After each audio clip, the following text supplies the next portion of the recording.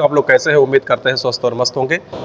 CTET का परीक्षा जब आपको 8 फरवरी को प्रस्तावित है, उसी क्रम में आज हम लोग आ गए हैं। ये मैथ के सारे क्वेश्चन देखेंगे हम लोग। बिल्कुल नंबर 1 क्वेश्चन है जो आपकी तैयारी में अंतिम रूप से बहुत ही कारगर सिद्ध होगा। पहला है 9 केजी में से 7 केजी को घटाने पर, 9 किलो में से 7 किलो 7 ग्राम घटाने पर क्या परिणाम होगा। तो 9 किलो से 7 किलो पहले घटा दीजिए। तो 9 से 7 जाएगा तो कितना बचेगा? 2। 9 से 7 घटा देंगे तो 2 बचेगा। अब 2 केजी में आपको 7 ग्राम घटाना है, तो 2 केजी को अगर हम ग्राम में बनाएंगे तो कितना? 2000 बन जाएगा। इसमें से 7 घटा दीजिए तो कितना आ जाएगा? 1993 आ जाएगा। ये ग्राम में है, लेकिन यहाँ पर ऑप्शन में आपके केजी में दिया गया है। केजी बदलने के लिए क्या करेंगे? 1000 से भाग कर देंगे तो यहाँ पर बिंदी लग जाएगा। तो 1.993 यहाँ पर है। डी वाला ऑप्शन एकदम सही होगा आपका। अगला प्रश्न आपके सामने दूसरा है। दूसरा प्रश्न आपके सामने दिया गया है, कक्षा 3 में 1 से 50 बच्चों से उसके पसंदीदा एक फल के बारे में पूछा जाता है और 5 पसंदीदा फलों के परिणाम को निम्न तालिका में दिया गया है। ये फल कौन कौन से हैं? एप्पल है, गुआवा है, मैंगो है, बनाना है और ग्रेप्स है। ये कहा गया है कि 5 पसंदीदा फलों के परिणाम को निम्न तालिका में दिया गया है, तो यहाँ पूछा गया होगा कुछ। सही विकल्प का चयन करना है। विकल्प पहले में दिया गया है कि सेब और अमरूद पसंद करने वाले बच्चों की संख्या समान है, तो यहाँ पर सेब और अमरूद ये इनकी संख्या समान है क्या? वो 36 है, ये 28 दिया हुआ है और ये 26 दिया हुआ है, तो समान नहीं है। ये ऑप्शन बिल्कुल आपका सही नहीं है। दूसरा कहा अंगूर और केले को पसंद करने वाले बच्चों की संख्या का अंतर 16 है, तो अंगूर और केला को घटाया जाए। अंगूर कहां पर है? 28। अंगूर कहां पे है? 28। और केला कहां पे है? 14। 14 से 28 घटेगा तो 14 ही आ जाएगा। तो ये भी ऑप्शन आपका सही नहीं, अंतर 16 बताया जा रहा है, तो ये भी आपका ऑप्शन सही नहीं। तो तीसरा ही ऑप्शन सही होगा। चौथा भी दिया है क्या? अच्छा, आम और केला पसंद करने वाले बच्चे की संख्या, आम और केला कहां पर है? आम यहां पर है 44 और केला कहां पर है? 14। ये हो गया, इसमें पूछा गया पसंद करने वाले। अमरूद पसंद करने वाले बच्चों की संख्या दुगनी है। अब अमरूद को पसंद करने वाले कितने हैं? 26। तो इसको अगर हम जोड़ दें तो ये 8 वैसे ही आ गया, ये 58 आ गया। 26 दुगना कितना होगा? 52 होगा। 58 दिया गया, तो ये भी विकल्प आपका क्या है? यह भी सही नहीं होगा। अब अंतिम बचा है तो वही सही होगा, लेकिन एक बार हम देख लेंगे। 10 बच्चे इस तालिका में दिए गए किसी फल को पसंद नहीं करते हैं। 10 बच्चे, यानी कि इन पूरी संख्या को हम जोड़ लें। 8 6 14 4 18 4 22 और 8 30 का 0 हो जाएगा, तो हासिल आएगा 1। 3 2 2 4 4 8 1 9 और 2 11 3 4 7 कितना हो जाएगा? 140 हो जाएगा। अब इसमें कहा जा रहा है कि 10 बच्चे इस तालिका में दिए गए किसी फल को पसंद नहीं करते हैं, क्योंकि बच्चों की संख्या कितना है? 140 है, और जो फल पसंद करने बच्चे 140 है और संख्या 150 दिया गया है। यानी 150 से 140 घटा देंगे तो कितना आ जाएगा? 10 आ जाएगा। यही 10 बच्चे कोई भी फल पसंद नहीं करते हैं, तो डी आपका ऑप्शन जो है वेरीफाई करता है। अगले वाले प्रश्न की तरफ हम चले। अब अगला है, गणित की कक्षाओं में कौन सा रचनात्मक आकलन के बारे में सबसे कम सही है, कम उपयुक्त है? यह विद्यार्थियों की भ्रांतियों की पहचान करने में सहायता करता है, ये बिल्कुल ठीक है। यह संचयी मूल्यांकन उपलब्ध कराता है, जो बच्चों को श्रेणीबद्ध करने में सहायता करता है। निर्देशात्मक क्रियाकलाप के दौरान विद्यार्थियों की प्रगति को जांचता है, या विद्यार्थियों की अवधारणात्मक समझ को पहचान करता है। गणित की ये सभी चीजें सही है, ये 3, ये वाला सही नहीं होगा, क्योंकि संचयी मूल्यांकन उपलब्ध कराता है, जो कि बच्चों को श्रेणीबद्ध नहीं किया जाएगा। श्रेणीबद्ध नहीं कर सकते हैं बच्चों को, हम कैटेगरी में बांट नहीं सकते हैं। अगला दिया हुआ है आपके सामने। अगला प्रश्न है, एक व्यक्ति ने अपने बैंक के खाते में किसी महीने की 4 तारीख को 4560 रुपए निकाले और उसी 20 तारीख को कितना है? 2567 रुपए जमा कर दिए। महीने के अंत में उसमें पास 3125 है, तो प्रारंभ में उसके खाते में धनराशि कितनी थी? उसने जितना जमा किया है उसको घटा देंगे हम, और पहले से उसके पास कितना था? 3125। कितना है? 3125 रुपए अभी भी उसके खाते में है महीने के अंत में। और पूछा गया है कि प्रारंभ में कितना रुपए था, तो इसमें आपका 4560 दोनों को जोड़ दीजिए। 5 8 6 ये कितना बन जाएगा? 7885। इसमें से आपको घटाना है 2567, यही घटा देते हैं। 2567 घटा दीजिए आप, 2567 घटा दीजिए। 15 से ज्यादा जाएगा 8। 8 अभी आपके 3 ऑप्शन में बचे हुए हैं। अभी आपके 8 3 ऑप्शन में बचे हुए हैं, तो यहाँ पे हम 8 कर देंगे। यहाँ पे बचे 17। 17 में 6 गए 9, कितना बचे? 7। अच्छा, यहाँ पर 7 है, 7 6 में 1 जाएगा। 1 और 8 लास्ट वाले ऑप्शन में कहाँ आ रहा है? बी वाले ऑप्शन में। बी वाला ऑप्शन आपका सही हो जाएगा। पूरा अपना हल करने की आवश्यकता भी नहीं होगी, आप ऑप्शन मिलाते रहिए, प्रश्नों को हल करते रहिए। अगला दिया है कि प्राथमिक कक्षा के गणित के शिक्षक ने विद्यार्थियों को समस्या हल करने के लिए 616 विद्यार्थियों के स्कूलों के लिए 28 विद्यार्थियों वाली कितनी कक्षाओं की आवश्यकता होगी। यदि विद्यार्थी ने समस्या को इस प्रकार से हल किया है, कक्षा 1 बराबर में 28 विद्यार्थी, 10 से 280 और 10 280, इस तरीके से जो उसने हल करके दिखाया है वो ऑप्शन कौन सा सही हो रहा है। विद्यार्थी ने समस्या हल करने के लिए विभाजन और वितरण साहचर्य नियम का प्रयोग किया है, नहीं, बिल्कुल नहीं। विद्यार्थी ने समस्या के लिए गलत कलन विधि का उपयोग किया, यह भी नहीं सही है। इन्होंने क्या किया है, समस्या हल करने योग पर विभाजन के साहचर्य नियम का उपयोग किया, यह भी सही नहीं है। इसमें डी ऑप्शन सही होगा।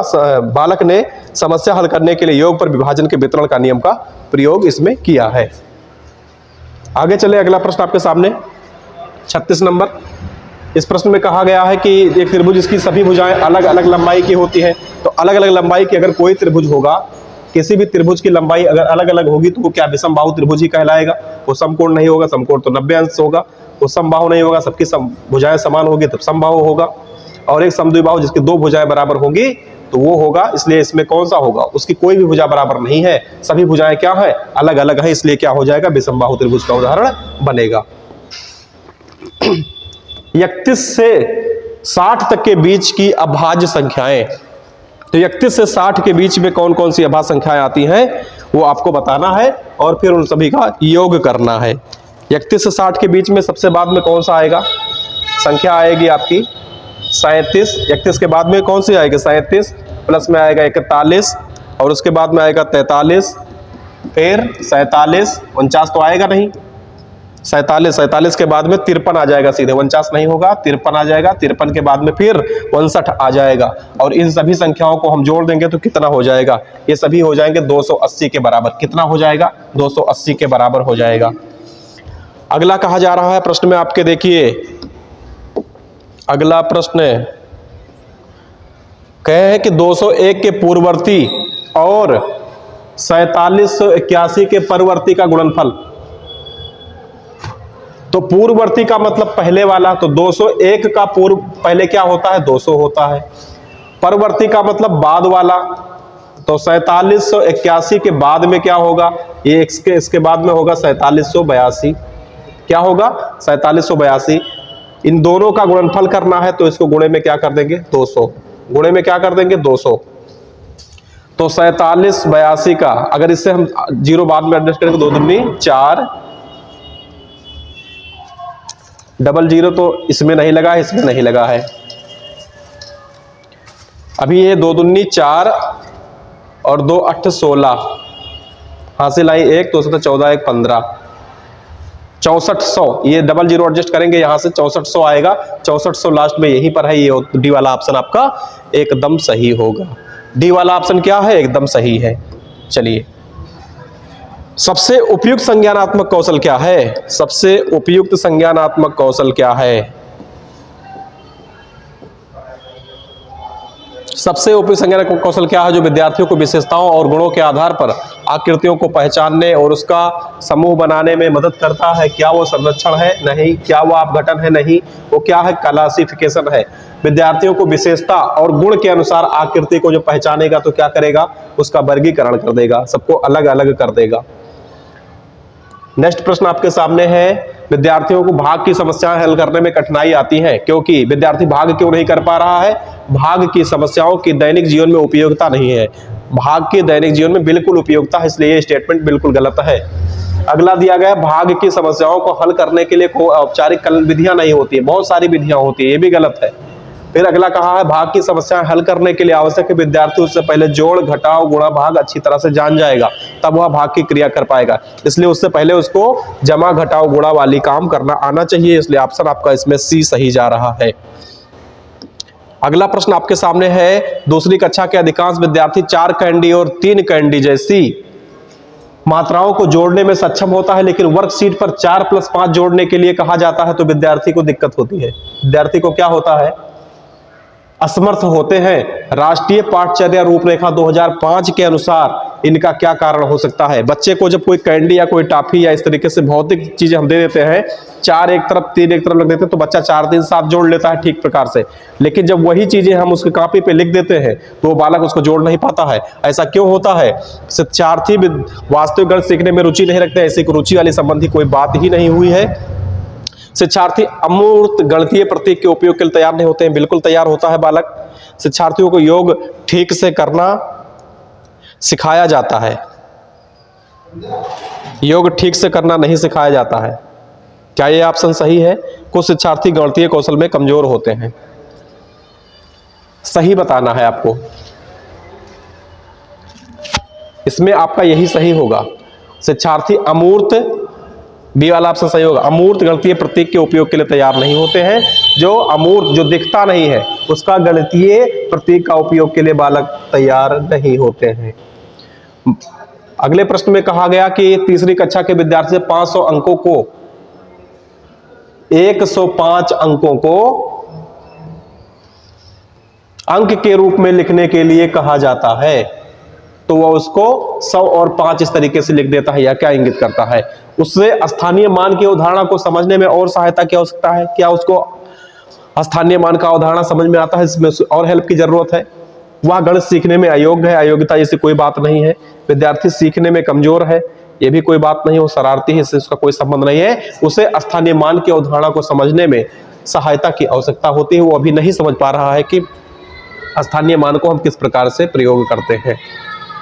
भिन्न की अवधारणा के संदर्भ में कौन सा कथन सही नहीं है? देखिए, इसमें कहा जा रहा है यह एक समान वस्तुओं के वाले समूह के भाग को निरूपित करता है। बिल्कुल करता है। यह एक समान वस्तुओं के समूह वाले भाग को निरूपित करता है। इसे 1/4।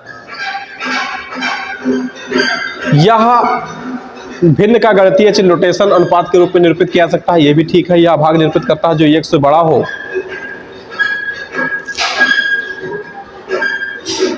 ये है एक पूर्ण का भाग निरूपित करता है 1 से बड़ा हो। ये गलत है। 1 से बड़ा कैसे हो जाएगा?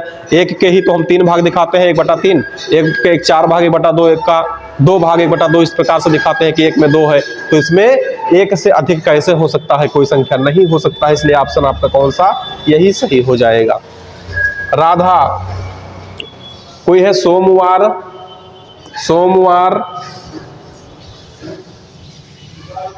बुधवार और शुक्रवार को प्रतिदिन 3 किलोमीटर 7 से 25 मीटर चलती है, जबकि मंगल और बृहस्पतिवार को 2 किलोमीटर और 9 मीटर चलती है। 2 किलो 9 मीटर है और ये 3 किलो 725 मीटर चलती है। तो इसको कुल दूरी बताना है। तो कितने दिन हो गए? सोमवार, मंगलवार और शुक्रवार 3 दिन हो गए। और कितना चलता है? चलती है 3 किलो 7 से 25। इसका गुणा करना है। और 2 दिन चलती है। 2 दिन कौन कौन से हो गए? बृहस्पतिवार और मंगलवार को चलती है। कितना? 2 गुणे में 2 किलोमीटर और उसके बाद में कितना? 900 मीटर चलती है। 209 इतना चलती है, इतना चलती है। इन दोनों का हम गुणा कर दें। इन दोनों का अगर हम गुणा करें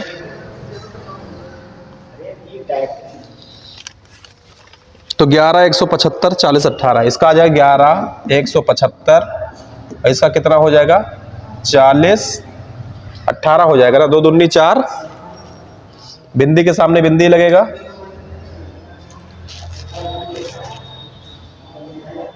ये इतना हो जाएगा। इसको दोनों को हम जोड़ देंगे तो 8 5 कितना? 13। 8 5 13। ये बन जाएगा 15 193, जो आपके बी वाले ऑप्शन में दिख रहा है। अगला प्रश्न आपके सामने है। अंकों 5 9 0 2 8 6 बिना पुनरावृत्ति के 6 अंकों की संख्या सबसे बड़ी और सबसे छोटी संख्या बना करके इसका योग करना है। ये जो संख्याएं आपके सामने दी गई हैं, जो संख्याएं आपके सामने ये दी गई हैं, इससे बड़ी से बड़ी संख्या, सबसे बड़ी संख्या और सबसे छोटी संख्या बनाकर इसका योग कर देना है। सबसे बड़ी संख्या क्या है? 9। उसके बाद में 8 है, फिर 6 है। देखिए 9 हो गया, 8 हो गया, 6 हो गया। उसके बाद में क्या होगा? 5 हो गया और उसके बाद में 2 होगा और फिर 0 होगा। अब इसकी सबसे छोटी संख्या बनाएंगे तो क्या करेंगे? पहले 2, उसके बाद ही तो 0 रखेंगे। 0 पहले रख नहीं सकते। उसके बाद में 5 6 8 और 9, इसको जोड़ देंगे। 9 8 2 10, हासिल आए 1 6 5 11 1 12, 209। किसी ऑप्शन में आ रहा है 209? ये डी वाले ऑप्शन में आ रहा है। यही आपका उत्तर सही होगा।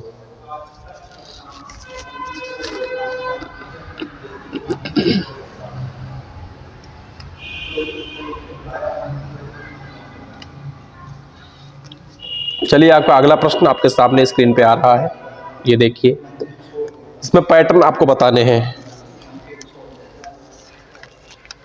12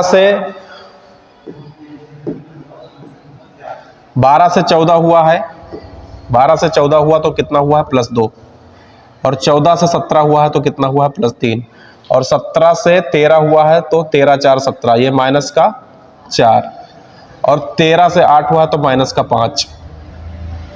अब 8 से ये 14 बना तो क्या बनेगा, 8 + 6, और 14 से फिर ये बन जाएगा, नहीं तो एक बार प्लस का है फिर माइनस का है, तो 8 से 14 बनेगा तो 8 6 14, और 14 7 21, तो प्लस का हम करेंगे 7, तो ये बन गया 21। अंतिम यहाँ पे 2 आपको ज्ञात करना है, तो अब ये 14 से घटेगा। देखिए इस बार हमने 2 बार प्लस का चिन्ह लगाया, 2 बार माइनस का लगाया, 2 बार प्लस का लगाया, अब माइनस लगाने की हमें जरूरत है। अब हमें किसकी जरूरत है, अब हम माइनस का चिन्ह का प्रयोग करेंगे, तो -8 कर देंगे तो कितना आ जाएगा 13, और -9 कर देंगे, -8 और -9, ये कैसे आ गया, देखो 2 3 4 5 6 7 8, उसका 9 लाएंगे तो यहाँ पर क्या करेंगे, यहाँ पर 13 आ जाएगा, और यहाँ पर 13 आ जाएगा 4, 13 और 4 बी वाले ऑप्शन में आपके सही है। 4 अंकों की वह न्यूनतम संख्या बताना है, 4 अंकों की वह न्यूनतम संख्या बताना है जो 6 7 और 4 का गुणज है। गुणज का मतलब वो संख्या उससे कटना चाहिए, विभक्त होना चाहिए। तो 6 की हमने, अगर नियम आपको व्यवस्था का याद हो तो 2 गुणे में 6 होता है, यानी कि वो संख्या 3 से कटनी चाहिए। तो 6 1 7 क्या 3 से कट रहा है, नहीं कट रहा है। 8 1 9 बिल्कुल कट रहा है, 1 नहीं कट रहा है, 2 1 3 ये भी कट रहा है, इसको रोक के रखते हैं।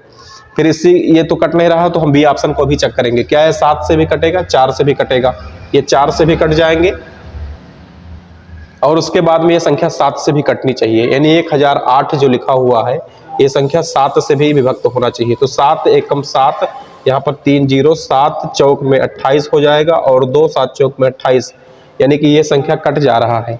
तो ऑप्शन आपका कौन सा सही होगा, ऑप्शन आपका बी सही होगा। ये संख्या देख रहे हैं, न्यूनतम संख्या 6 7 और 4 से गुणज हो कटना चाहिए, तो आपका बी ऑप्शन एकदम सही है। आगे प्रश्न है, निम्नलिखित में से एक निश्चित लंबाई किसकी होती है, किरण की, एक समतल रेखा की, एक रेखा की, एक रेखाखंड की निश्चित लंबाई होती है। अगर रेखाखंड बना दे तो ये रेखाखंड ए बी है, और इसमें दोनों तरफ से ये इसकी निश्चित लंबाई होती है। इसको 5 सेंटीमीटर 7 सेंटीमीटर जो भी इसके माप लिखे जाते हैं वो क्या होते हैं, स्थिर होते हैं, इसके बाद ये घट बढ़ नहीं सकता है। तो रेखाखंड क्या होता है, निश्चित लंबाई होती है। गणित की कक्षा में मुक्त सिरे वाले प्रश्नों को समाकलित करने के लिए निम्नलिखित में से क्या सबसे अधिक उपयुक्त है। गणित के प्रश्नों को मुक्त सिरे वाले का मतलब आप समझ रहे होंगे। मुक्त सिरे का मतलब क्या है, अपसारी है। अपसारी का मतलब जो फैल जाए, जो चारों तरफ फैल जाए। मुक्त अंत वाले प्रश्न ऐसे कहे जाते हैं। क्या कहे जाते हैं, मुक्त अंत वाले। तो यह प्रश्न विद्यार्थियों को आलोचनात्मक चिंतन का विकास करता है, ये बिल्कुल करता है। इस प्रश्न के उत्तर पुस्तिका में नहीं दिए होते हैं। इन प्रश्नों को हल करने में अधिक समय लगता है, ये दूसरों को नकल करने के लिए आसान नहीं है। ये क्या होता है, आलोचनात्मक चिंतन करने का ये विकास करता है। ये आलोचनात्मक चिंतन करने का क्या करता है, विकास करता है। अगला प्रश्न आपके सामने 51 नंबर कहा है, आंकड़ों का प्रबंधन के समय में कौन सा कथन सही है। रेखा आलेख आंकड़ों के विभिन्न श्रेणियों के बीच तुलना करने के काम आता है। यह आयतचित्र किसी एक संपूर्ण के विभिन्न भागों की तुलना करने के लिए उपयोग किया जाता है। आंकड़ों को आलेख द्वारा प्रदर्शन करने में आंकड़ों का आसन, जब आंकड़ों का रुझान तुलनात्मक। दंड आलेख ऐसे आंकड़े प्रस्तुत करते हैं जो समय के साथ लगातार बदलते रहते हैं। बताइए इसमें कौन सा सही है। 51 का आपका सी सही है। आंकड़ों का आलेखों द्वारा प्रदर्शन समझने में बहुत ही आसान होता है जब भी आंकड़ों का रुझान एक तुलना दिखाना हो।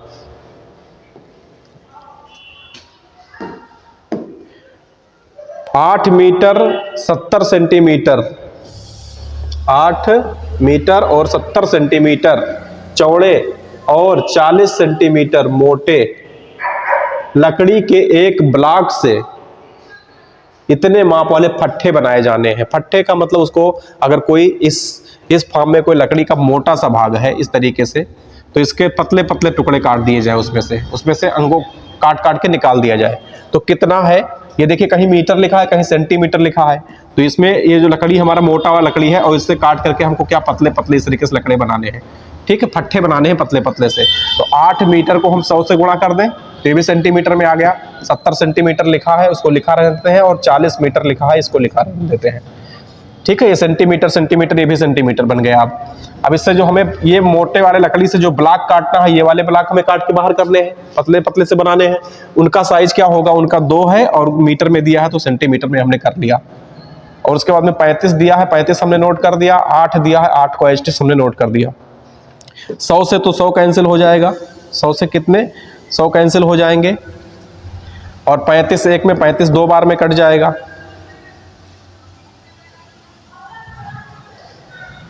अब ये 2 से 2 कट जाएगा, 8 से 8 कट जाए तो आपके पास क्या बचा 40। केवल आपके पास क्या बच रहा है, बी ऑप्शन वाला, केवल 40 बच रहा है। ऐसे प्रश्नों में क्या है, ये इनका एक बड़े वाले का साइज दे दिया जाएगा इसका, और इससे बनाना होता है इसका, दोनों को बटे में करके भाग कर देंगे, आपका उत्तर प्राप्त हो जाएगा। बच्चे ने प्रश्न हल किया है 1/2। बच्चे ने जो प्रश्न को हल किया, क्या हल किया है 1/2। 1/2 हल किया, 1/2 हल किया, और प्लस में 1/3 को इस तरीके से हल कर देता है 2/5। मतलब 1 और प्लस 1 2 लिख दिया, और 2 प्लस 3 5 लिख दिया। अब क्या करता है बच्चा, क्या करना चाहता है? बच्चा नहीं जानता कि भिन्नों को संख्या रेखा पर कैसे दिखाते हैं। संख्या रेखा की बात कहां से आई? बच्चे ने प्राकृतिक संख्याओं को जोड़ के अवधारणा को भिन्नों के जोड़ तक विस्तारित कर लिया। बच्चा जो अभी तक जोड़ना सिखाया है वो भिन्न में भी लगा दिया। क्या 1 1 2 यहां कर डाला और 2 3 5 यहां कर डाला, तो बालक क्या कर रहा है, ये कर दिया।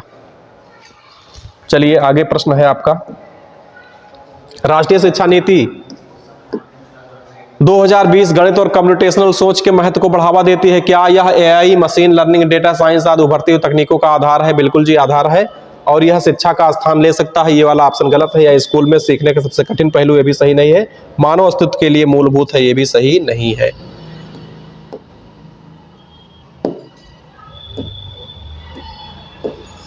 राष्ट्रीय पाठचर्या रूपरेखा 2005 के अनुसार गणित के शिक्षक को ध्यान केंद्रित करने की जरूरत है। किस तरफ? संस्करण और गहन रूप से एल्गोरिदम को बढ़ावा देना, या गणितीय तर्क विचार, या सही उत्तर के लिए एकमात्र अधिकारी बनना। इसमें होगा गणितीय तर्क विचार को ही बच्चे में मजबूत करना है। तो ऑप्शन आपका कौन सा सही होगा? केवल बी। पहले वाले ऑप्शन में क्या दिया हुआ? केवल बी। उसमें बच्चे क्या सही करना है? गणितीय तर्क विचार के रूप से उसको मजबूत बनाना है। चौथी कक्षा के बच्चों को क्षेत्र की अवधारणा से परिचित कराने का सबसे प्रभावशाली तरीका कौन सा है?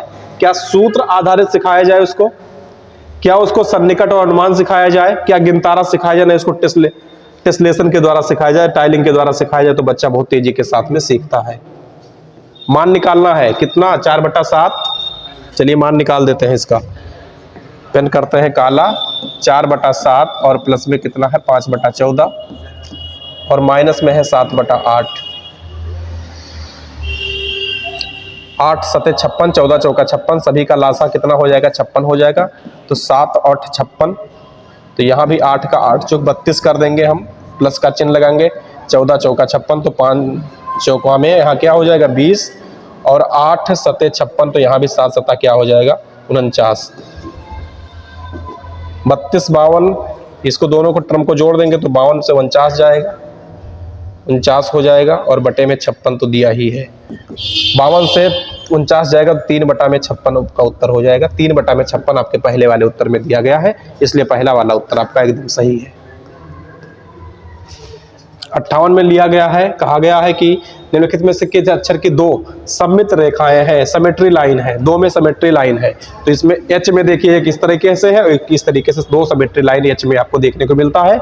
इसमें नहीं है, इसमें नहीं है, इसमें सिमेट्री लाइन नहीं। कौन सा भारतीय गणित से संबंधित नहीं है? सूर्य सिद्धांत बिल्कुल संबंधित है। बौधायन सुलभ सूत्र है, लीलावती भी है, लेकिन चरक चिकित्सा वाले क्या है? चरक चिकित्सा वाले आपके क्या है? चिकित्सा से संबंधित है। चरक संहिता किससे संबंधित है? चिकित्सा से है, बाकी सब गणित से संबंधित है।